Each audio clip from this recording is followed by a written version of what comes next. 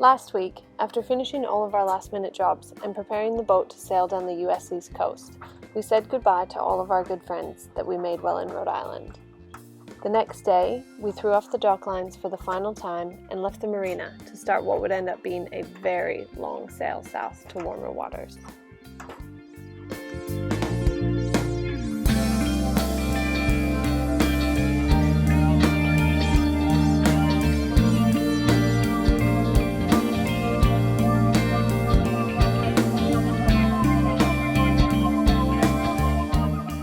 As you know, this all started in East Greenwich, Rhode Island, and now the adventure really felt like it was beginning as we motored out of the marina with no plans to go back this time.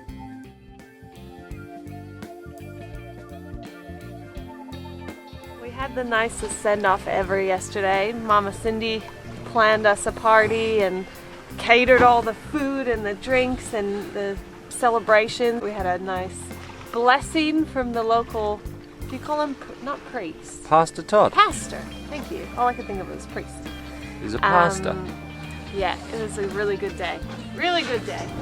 So we're a little bit nervous about leaving today. It's not perfect conditions, but we don't think it's going to get any better. At the moment there's no wind, but by 5 o'clock today it's supposed to be blowing 30 knots, and we hope to average sort of about 5 knots when sailing. So as long as we average 5 knots, we'll be there before the blow comes, and then anchor up nice and secure. Yeah, we'll just see how we go. For the moment we're cruising along. It is freezing. It is minus a billion. It says it's 14 degrees in the water, and I reckon it's probably a lot warmer in the water than out. At the moment it's dead calm, and we'll just hope for some wind fairly shortly. We think we're going to get some, so we'll motor out, and then once we get some wind we'll throw the sails up. We just passed through the bridge, and we're just on our iPad right now checking out some of the anchorages. We were going to head to Block Island, but given we're going down the Long Island Sound tomorrow, we just thought we'd cruise some of the anchorages on the south side of Connecticut. And we did find a spot that we could drop our new used anchor for the first time in the northern part of the Sound. It wasn't perfect, but the anchor held, and we knew our anchorage picking skills would get better with more experience. While our first day had been a long 63 nautical miles, the weather definitely cooperated. We could not say the same about our second long sail on day 2.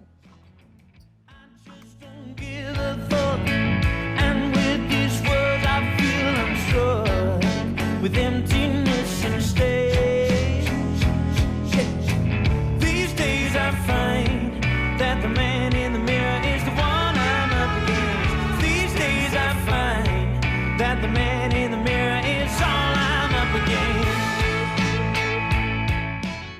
Day 3 ended with us motoring through the driving rain, soaking wet to get to the closest port that we could find, Mount Sinai. Nearly out of fuel and exhausted from the elements, we skipped dinner and went straight to bed.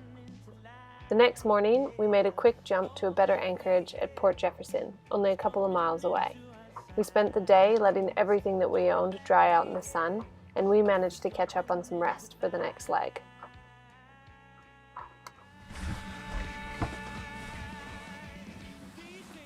Morning of day 3. Eat porridge. Getting ready to sail to, where are we sailing to? Port Washington. Day 4. And it's day 4. Oh, that's the way to start a day. Fresh porridge. I had a bit of a scare this morning. Oh. We couldn't find John's passport. And what was the cause, Kelly? Well, What was the cause? Was it the cause of I'm a someone who relocator. leaves their passport in a place they know it, and someone else comes along and moves it and doesn't tell anyone? I'm a And relocator. And insists they haven't moved it? I'm a relocator and a forgetter. Well, I think I might relocate you and forget about you. You keep losing my passport. I don't know why. I would have put it in Callie's citizenship application. That's weird. Yet mine was with the ship's register.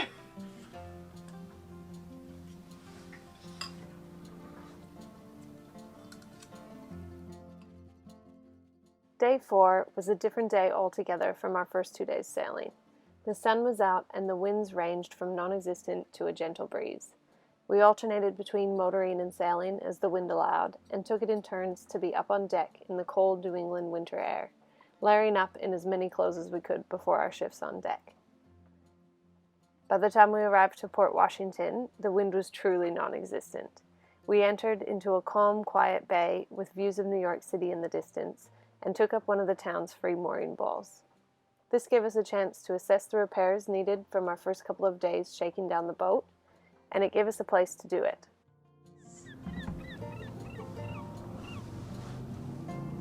So beautiful, and free moorings. That's my kind of place.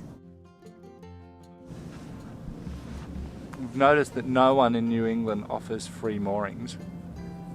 Except for Port Washington. Except for Port Washington. And I think that's so people can wait to transit the East River. Maybe. That's all that I can imagine. They've got 10 of them. They say 20 online. Oh, they've got 20 of them. Don't know where the others are. They've got 20 of them, and they're in about 14 feet at the moment. But it says 8 on the chart. And really easy to get to, real close to the East River. Short motor route. And apparently West Marine's just over there, so West Marine, grocery store, laundromat. I can see Stop and Shop. So we don't have far to walk at all. We just find the dinghy dock and should we pack our bags and go for a hike?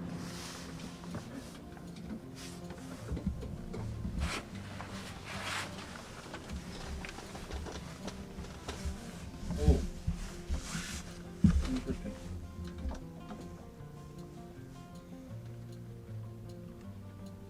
I think the oil's coming from the gearbox. The reason I say that is it looks like it's dripping out the top, down the side. Ample amounts of oil remaining in the gearbox.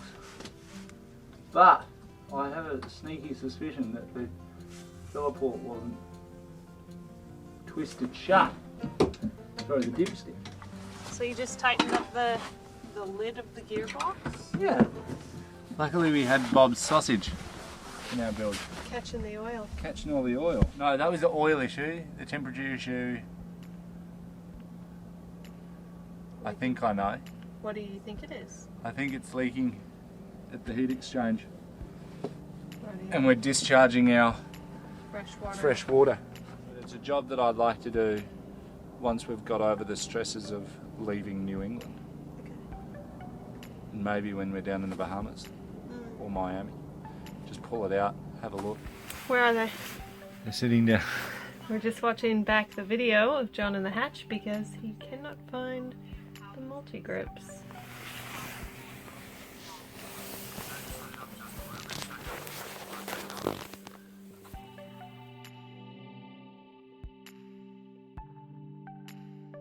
I feel like this is the moment.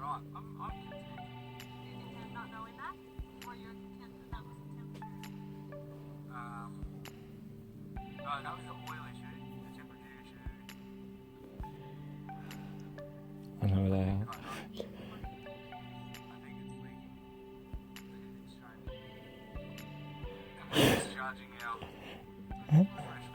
And then what happens to them? I passed them out.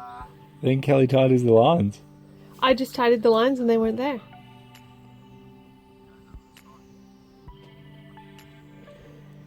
Oh! Further close to the hatch. Starting to look like the guilty party.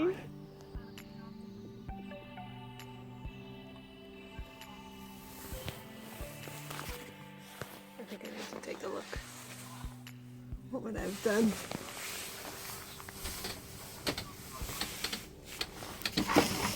If you were Callie, where would you put the clampy bits? Uh-oh. They're gone. I'm gonna go look at those. Where did you find them? Find what? The multi-grips. Multi-grips were in someone's jacket. Whose jacket? The white one. I think it's Bruce's. Who wears Bruce's jacket? Bruce used it. And who wears it now? I do. Whatever, Kelly Duncan. We checked our engine issues for any supplies that we might need, packed up our laundry, and grabbed a couple of our broken sail slides from our mainsail, victims of the stormy winds from our day 2 sail that needed to be replaced. All ready to go, we jumped in the dinghy to find West Marine and the laundromat.